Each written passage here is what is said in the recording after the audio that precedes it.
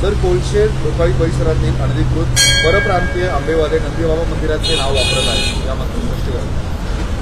आंबेवाले आले आहेत ते फक्त याला रोडला अडथळा न करताना ज्याचे विस्थापित झालेले आहेत, याने हे गाले तुटलेले आहेत 6 वर्षापूर्वी, तर त्यांची हलाखीची परिस्थिती असल्याकारणाने मला त्यांनी सांगितले की आम्ही 2 महिन्यासाठी इथं गाल्यांचे शेड बांधून करू का. तर आम्ही ते महापालिकेला पत्रव्यवहार करतो, हर एक वर्ष आम्ही पत्रव्यवहार करतो आणि 2 महिन्यासाठी इथं आंब्याचा व्यवसाय करतो, ज्यांचे गाले तुटले त्यांचे. आणि जे रोडला फेरीवाले आहेत त्यांचा आमचा मंदिराशी किंवा आमचा काही काडीचा संबंध नाही. पोलीस आणि महानगरपालिका यांच्यावर कारवाई का करत नाही, का वाटतं?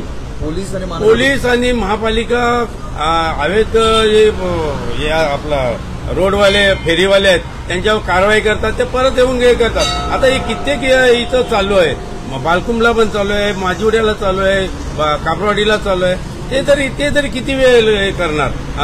आम्ही काय करायला गेलो तर सांगतील की तुम्ही हप्ते घेता किंवा खंडणी मागता, म्हणून आम्ही याच्यात पडत नाही जास्त.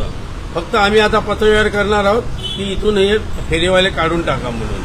नंदीबाबा मंदिराचं नाव वापरत आहे, बरं दुकानाला त्यांनी नावं दिलेली आहेत, त्याविषयी आपण कारवाईची मागणी करणार आहोत. नाही, जे नंदीबाबाचं लावलंय ना ते फक्त जे विस्थापित झालेत ना त्यांनीच फक्त नंदीबाबाचं नाव लावलंय आंबेवाल्यांनी. कारण आम्ही महाराष्ट्रीयन माणसं आहेत, आम्ही हिंदू माणसं आहेत, त्यांनीच फक्त इथं नंदीबाबाचं नाव लावलंय आणि आमच्या परवानगीनेच लावलंय आणि ते अडथळे येत नाही. आणि त्याचा आम्ही पत्रव्यवहार पण 2 महिन्यासाठी केलेला आहे.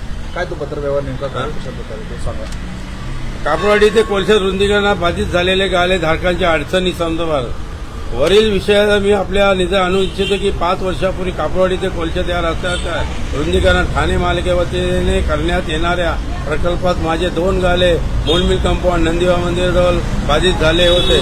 माझ्या अनेक गालेदारांना विकास कामात सहकार्य म्हणून कोणतेही विरोध न करता आपले गाले तोडण्यास महापालिकेला सहकार्य केले होते. यावेळी महापालिकेच्या वतीने सर्व गालेधारकांना विश्वास न घेता 3 महिन्यात परवानगी गाले देणे आश्वासन आले होते. महोदय, आज 5 वर्ष उलटून अद्याप कोणताही नुकसान भरपाई पर्यायी गाले महापालिकेच्या वतीने देण्यात आले नसून व्यवसाय पोट असलेल्या आम्हा गालेधारकांना दैनंदिन जीवनात प्रचंड अडचण होत आहे. उदरनिर्वाह करण्यासाठी कोणतेही पर्यायी साधन नसल्याने अनेक अडचणीला सामोरं जावं लागत आहे.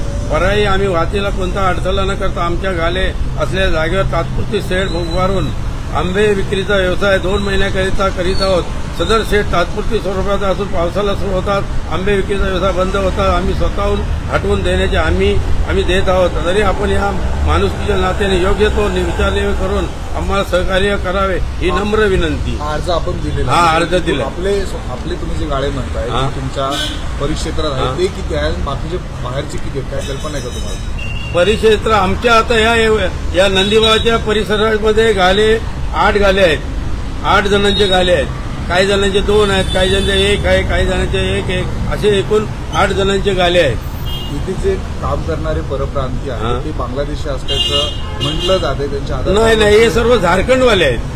आधार कार्डवरचे जे डेट ऑफ बर्थ त्या चुकीच्या आहेत, सगळ्याच्या एकसारख्या आहेत असं समोर येतं. आता जे आमच्याजवळ जेवढे आहेत त्यांचे झारखंडचे आमचे आधार कार्ड आहेत, आम्ही सर्व घेतलेले आहेत. गेल्यावर कामावर घ्यायच्या पहिले पडताळणी केली होती. पडताळणी करून आम्ही पोलिसांना गेल्या वर्षी आमच्यावर ही केली, आपला आधार कार्ड मागितलेला, त्यांचा पॅन कार्ड मागितलेला, आम्ही सर्व गेल्या वर्षी पोहोचवलेलं आहे. यावर्षी आले नाही, यावर्षी पण आम्ही केणारच.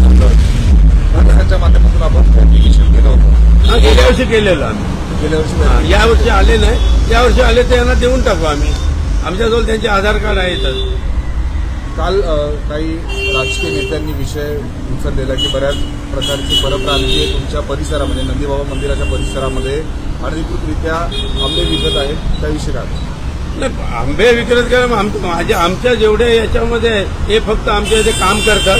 आमचे विक्रेते आम्ही पैसे टाकून आम्ही हे करतो. त्यात पोटा पाण्याचं काय ते साधन पाहिजे म्हणून आम्ही या आंबे विक्रीचा हे करतो. आणि असं पण नाही की आमच्यावरच परत कारवाई झालेली आहे. आणि सामनी कारवाई ते पण झारखंडवाले आहेत आणि तो बीजेपीचा कार्यकर्ता आहे म्हणून त्याच्यावर कारवाई करत नाही. का म्हणून मंदिराचं आणि मंदिराचं नाव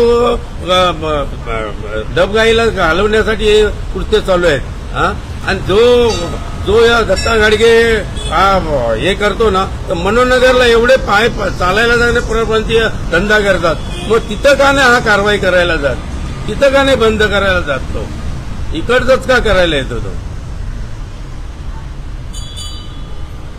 अवैध फेरीवाल्यांविरोधात कारवाईसाठी तुम्ही मी अर्ज करणार माझ्या नंदीबा ट्रस्टच्या नावाने मी अर्ज करणार आहे.